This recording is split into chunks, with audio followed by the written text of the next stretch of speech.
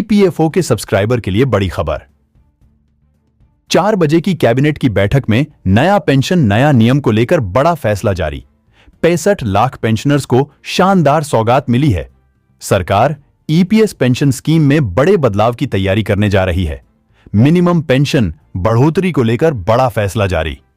अब minimum pension कितनी मिलेगी, देखिए ताजा रिपोर्ट। नमस्कार, जय हिंद, वंदे मातरम। ईपीएस 95 पेंशन धारकों की पेंशन से जुड़ी बहुत ही बड़ी खबर आ चुकी है। ऐतिहासिक पैसा एक साथ आपको मिलेंगे पेंशन में दो बहुत बड़े तोहफे। ईपीएफओ का आदेश से पेंशन भुगतान होगा 4 दिन में, तो जल्द यानी कि आपका पेंशन का भुगतान भी होने जा रहा है। साथ ही पेंशन पर ऐतिहासिक फैसला भी हो चुके हैं।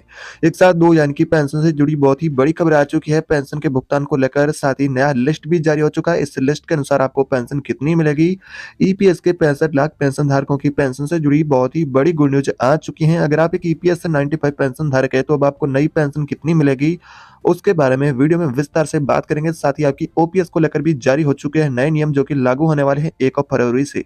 तो यानी कि 1 फरवरी से कौन-कौन से आपको ओपीएस के अंदर नए नियम देखने को मिलेंगे। साथ ही आपकी ओपीएस होगी या फिर ईपीएस पेंशन है उसके अंदर कितनी बढ़ोतरी होगी और एनपीएस में संशोधन के बाद यानी कि जो नए नियम लागू होंगे या फिर आपकी ओपीएस बहाल होगी तो ओपीएस एनपीएस से जुड़ी भी लेटेस्ट अपडेट आपके लिए आ चुकी है। उसके बारे में जानेंगे विस्तार से, तो आप इस वीडियो को आखिर तक कृपया ध्यान से देखते रहिएगा। वीडियो में आगे बढ़ने से पहले आपसे कुछ छोटी सी रिक्वेस्ट है कि अभी तक आपने इसी चैनल को सब्सक्राइब नहीं किया है तो चैनल को जरूर सब्सक्राइब कर दे। साथ ही बेल आइकन को ऑल पर प्रेस करके रख दे ताकि नई ताजा वीडियो सबसे पहले आप तक पहुंच पाए और आपको देखने को मिलती रहे। तो चलिए जानते हैं कि आपकी पेंशन से जुड़ी अब क्या सरकार ने नए अपडेट जारी किए हैं जिसके अनुसार पेंशनर्स की कितनी पेंशन बढ़ेगी। तो ईपीएस के 65 लाख पेंशन धारक है वो काफी लंबे समय से बेसब्री से इंतजार कर रहे कि उनकी मिनिमम पेंशन में बढ़ोतरी की जाए। तो वैसे अब आपकी पेंशन में कितनी बढ़ोतरी होगी। 1000 रुपए की राशि वर्तमान में आपको मिनिमम मिलती है ईपीएस पेंशन के तहत, जो कि पेंशन धारक बढ़ाने को लेकर मांग कर है, जो कि 1000 रुपए से बढ़ा करके 7500 प्लस आईडी के साथ में उनकी मांग है। तो सरकार अब उनके हक में क्या फैसला करने जा रही है। ईपीएस पेंशन की बढ़ोतरी को लेकर इस तरह की बड़ी अपडेट आ चुकी है कि 10 साल बाद यानी कर्मचारी है पेंशन से उनको उनका असली हक मिला है। 2014 के बाद आपकी पेंशन में बहुत बड़ा बदलाव बताया जा रहा है। सरकार का ऐलान भी जारी हो चुका है और पेंशनर्स की टेंशन है वो अब खत्म होने वाली है। तो कब क्या आपको पेंशन कितनी बढ़कर मिलेगी, साथ में आपकी 4 सूत्रीय मांगे हैं जिनमें से कौन-कौन सी मांगे मंजूर की गई हैं उसके बारे में बात करेंगे। सभी पेंशनधारक एक बार इस वीडियो को आखिर तक पूरा ध्यान से देखते रहिएगा।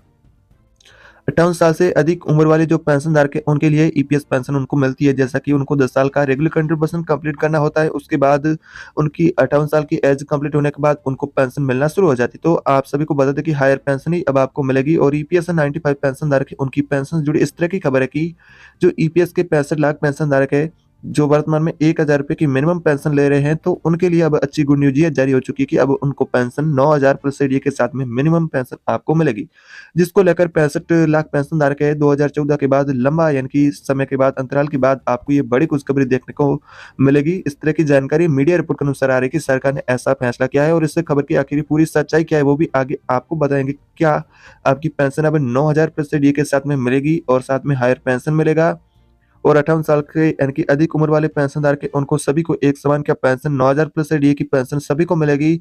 1000 रुपए की पेंशन की राशि बढ़ने के बाद किन पेंशनधारक को उसका ज्यादा फायदा मिलेगा, तो ये भी जानेंगे विस्तार से।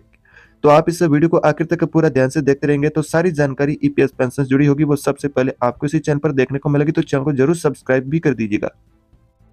तो इस तरह की मीडिया रिपोर्ट के अनुसार बहुत सारी आपको खबरें देखने को मिलती रहती है, लेकिन सरकार ने अभी तक ऐसा कोई भी आपकी पेंशन से जुड़ा ऐलान जारी नहीं किया है कि आपकी पेंशन अब 9000 प्लस एडीए के साथ में आपको मिलेगी पेंशन मिनिमम या फिर 7500 प्लस एडीए के साथ में मिनिमम पेंशन मिलेगी। तो इस तरह की कोई भी सरकार से आधिकारिक ऐसी घोषणा नहीं हुई है 65 लाख ईपीएस 95 पेंशन धारक उनके लिए।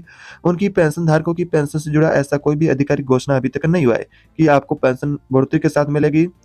तो वैसे आपको बता दें कि 12 तारीख को मोदी सरकार को पेंशनर्स की टीम के द्वारा यानी कि एनएससी की टीम के द्वारा ज्ञापन भी सौंपा गया, जिसके अनुसार मोदी सरकार के द्वारा यानी कि केंद्र की मोदी सरकार द्वारा जो जवाब मिलेगा उसी के बाद ही पेंशनर्स से उनकी पेंशन की बढ़ोतरी को लेकर नया कदम या नया फैसला जो किया जाएगा तो ही माना जाएगा। लेकिन फिलहाल ऐसा कोई भी अभी तक आधिकारिक आपकी पेंशन से जुड़ा कोई भी घोषणा ऐसी नहीं हुई है कि आपकी पेंशन बढ़ेगी। तो फिलहाल ईपीएस पेंशन से जुड़ी इस तरह की अपडेट आपके लिए होने वाली है।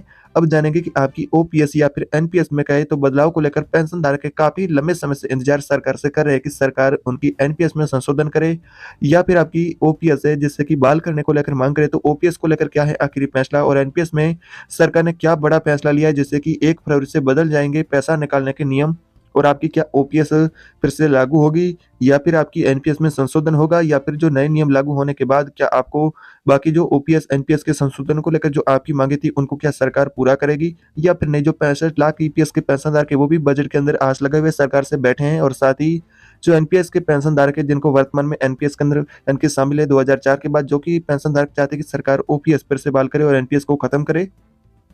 लेकिन सरकार ने ऐसी कोई भी अभी तक आधिकारिक घोषणा जारी नहीं की है कि आपकी एनपीएस में संशोधन होगा या फिर आपकी ओपीएस फिर से बहाल होगी। तो कौन-कौन से अब नए नियम जो बताए जा रहे हैं कि 1 फरवरी से बदल जाएँगे पैसा निकालने के नियम एनपीएस के अंदर जो पेंशनधारक है उनके लिए?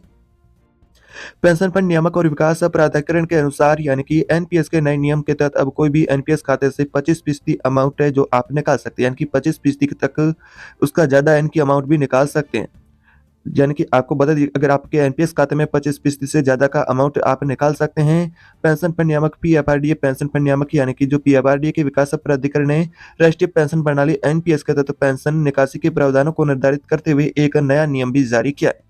ये नियम 1 फरवरी 2024 से लागू होंगे। नए नियम के अनुसार एनपीएस में निवेश करने वाले निवेशकों को नियोक्ताओं के योगदान को छोड़कर अपने व्यक्तिगत पेंशन खाते में 25% यानी कि पेंशन अधिक योगदान निकालने की भी अनुमति नहीं होगी। यानी कि आपके खाते में 25% से अधिक योगदान की राशि आप करते हैं उनमें से निकालने की अनुमति नहीं होगी। इन उद्देश्यों के लिए जो आंशिक निकासी की अनुमति होगी, जो कि बच्चों की उच्च शिक्षा अगर पैसे की ज़रूरत हो तो पैसे आप निकाल सकते हैं। बच्चों के विवाह का खर्च पूरा करने के लिए भी पैसों की ज़रूरत है तो आप पैसा निकाल सकते हैं। घर या प्लॉट खरीद या निर्माण के लिए पैसों की ज़रूरत है तो आप पैसा निकाल सकते हैं। ये ध्यान रखना महत्वपूर्ण है कि यदि ग्राहक के पास पहले से ही एक घर है या निकासी की अनुमति नहीं होगी। अगर आपके पास जैसा कि कोई पहले से घर है और आप नया खरीदना चाहते हैं, उसके लिए पैसों की निकासी करना यानी कि आप योगदान की हुई राशि में से यानी कि पैसा निकालना चाहते हैं, तो आपके पास पहले से घर या प्लॉट है तो फिर यह राशि आप दोबारा नहीं निकाल सकते हैं। इस तरह की जो जानकारी, जैसा कि ये ध्यान रखें, महत्वपूर्ण जानकारी, ग्राहक के पास पहले से ही एक घर है तो निकासी की अनुमति उनको नहीं होगी।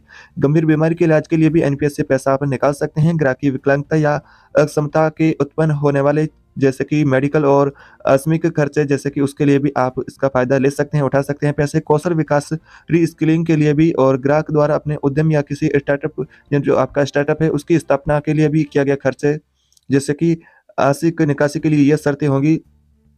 एनपीएस ग्राहक को शामिल होने की तारीख से कम 3 साल तक एनपीएस का सदस्य होना भी ज़रूरी है और आंशिक निकासी राशि व्यक्तिगत पेंशन खाते में कुल योगदान के 1/4 से अधिक नहीं होनी चाहिए। एनपीएस के तहत सब्सक्राइबर को अपनी पूरी सदस्यता अवधि है जो उसके सदस्य की अवधि, उसे अधिकतम 3 आंशिक निकासी करने की भी अनुमति है। पैसा निकालने के लिए कैसे आप करेंगे आवेदन? तो किस निकासी के अनुरोध पर कार्रवाई करने के लिए ग्राहक को अपने संबंधित सरकारी नोडल कार्यालय या उपस्थित बिंदु के माध्यम से केंद्रीय रिकॉर्ड कीपिंग एजेंसी सीआरए को निकासी का उद्देश्य बताते हुए एक यानी कि स्वघोषणा के साथ निकासी अनुरोध प्रस्तुत करना होगा। पेनी ड्रॉप जैसे तरीकों का भी उपयोग करके तत्काल अब बैंक खाता सत्यापन के माध्यम से ग्राहक के बैंक खाते से सफल सत्यापन से सीआर जो एक का द्वारा आंशिक निकासी के अनुरोध पर कार्रवाई की जाएगी। एनपीएस खाते से निकासी के लिए निवेशकों को अपने संबंधित सरकारी नोडल कार्यालय के माध्यम से ही जो केंद्रीय रिकॉर्ड कीपिंग एजेंसी है उसके द्वारा सीआरएस को यानी कि सीआरए को निकासी का उद्देश्य बताते हुए स्वघोषणा के साथ निकासी का अनुरोध देना होगा। निवेशक के बैंक अकाउंट का सत्यापन होने के बाद ही जो सीआरए द्वारा आंशिक निकासी के अनुरोध पर पहल किया जाएगा। तो इस तरह यानी कि जो आपके नए नियम है जो कि 1 फरवरी से लागू होने वाले, इस नियमों के अनुसार आपको मिलेंगे पैसे निकालने की अनुमति। अगर बात करें ओपीएस या एनपीएस के संशोधन और ओपीएस की बहाली को लेकर, सरकार से फिलहाल कोई ऐसी घोषणा आपकी बजट के अंदर यानी कि करने को लेकर नहीं मिली है। ये सारे यानी कि नियम है जो कि एनपीएस के अंदर लागू होंगे, जो कि 1 फरवरी से होंगे, जो कि आपके पैसे निकालने के अनुसार होंगे। जो आप पैसा कितना निकालते हैं उस हिसाब से जो लागू किया जाता है। लेकिन ओपीएस की एनपीएस के संशोधन को या बहाली को लेकर कोई भी ऐसी आधिकारिक घोषणा जारी नहीं हुई है।